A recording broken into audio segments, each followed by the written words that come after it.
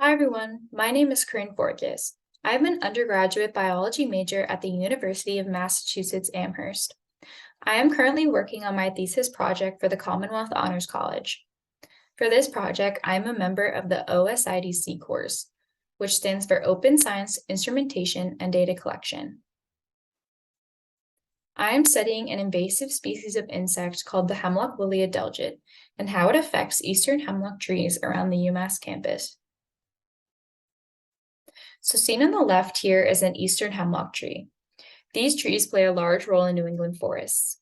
They are a critical habitat for many species, occupying an important ecological niche.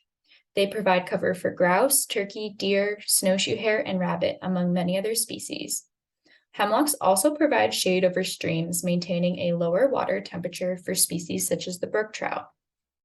They maintain strong control over microclimate and soil conditions.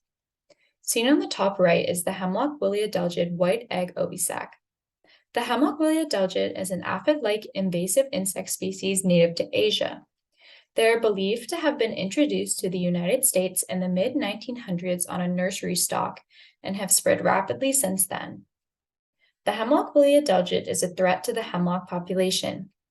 The adelgids insert their straw-like mouthpiece into the underside base of the hemlock tree's needles near the stem. With this mouthpiece, they work their way to the vascular tissue and into the xylem. They feed on the xylem, where the plant stores and transfers nutrients, and with this mechanism, the Hemlock woolly adelgid can steal the nutrients from the needles of the hemlock tree, causing the needles to die and fall off. The eastern hemlock has shown little to no resistance to Hemlock woolly adelgid infestation, which can ultimately lead to the tree's death within 4 to 10 years. Increasing temperatures due to climate change are removing the adelgid's temperature barrier, allowing them to invade more of New England's forests. They may even develop greater cold tolerance as they continue to migrate northward. Adelgids have no parasitoids, and predators in the eastern United States have little impact on their populations. Shown here are two graphs representing the spread of the Hemlock woolly adelgid. One is up to 2006, and the one on the right is a recent survey done in 2022. So you can clearly see the increased range of the insect over time.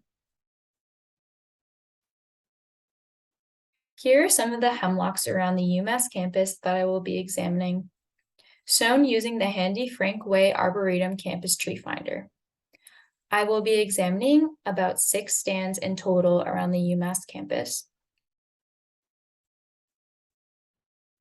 I will specifically be focusing on if there are less Hemlock woolly adelgids or less defoliation, depending on if the tree has been pesticide treated in the past.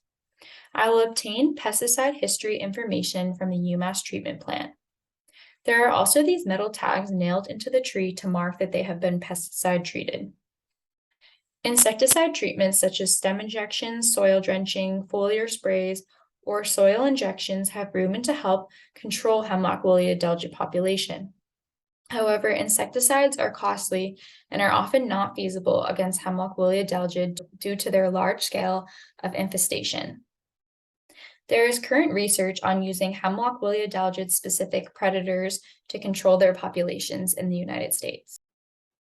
To examine defoliation of the eastern hemlock trees, I am using the Normalized Vegetation Index, or NDVI. NDVI measures the difference between visible and infrared light reflectance, which ultimately allows for the assessment of photosynthetic activity. Thick canopy absorbs visible light and reflects NOIR, while sparse canopy reflects visible light and reflects much less NOIR. For this project, I'm using a Raspberry Pi, which is basically a credit card sized computer. You can see that there. I can connect an NOIR camera and take pictures of the hemlock branches. This allows for quick analysis of photosynthetic activity and defoliation of the tree's needles. You can see my Python code here for calculating NDVI using OpenCV. OpenCV is an open source computer vision and machine learning software library, which can be used for image processing. Also using the Raspberry Pi, I'm working on using color recognition and OpenCV. Hemlock woolly adelgids have a waxy woolly substance around their body called the flocculence. This cotton-like substance makes them bright white in appearance and easy to spot on the tree's branches. Using the same Raspberry Pi camera, I can snap a picture of the branches. Then I can use color recognition to identify all areas of white and automatically count them. This is much more efficient than counting the individual adelgids by hand, which is the common method used when studying these insects.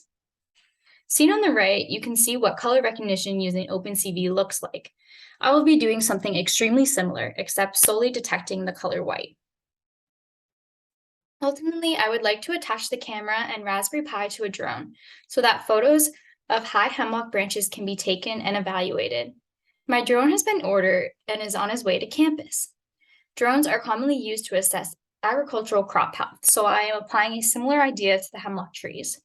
Eastern hemlocks average 60 to 70 feet tall, and the drone will allow analysis of parts of the tree that are particularly difficult to reach. In conclusion, I still have lots to do for this project, but I have already learned so much and really hope it all comes together. Thank you for your time. And as you're on a walk around New England sometime, take a look at the hemlock branches to see if you can spot hemlock woolly adelgids.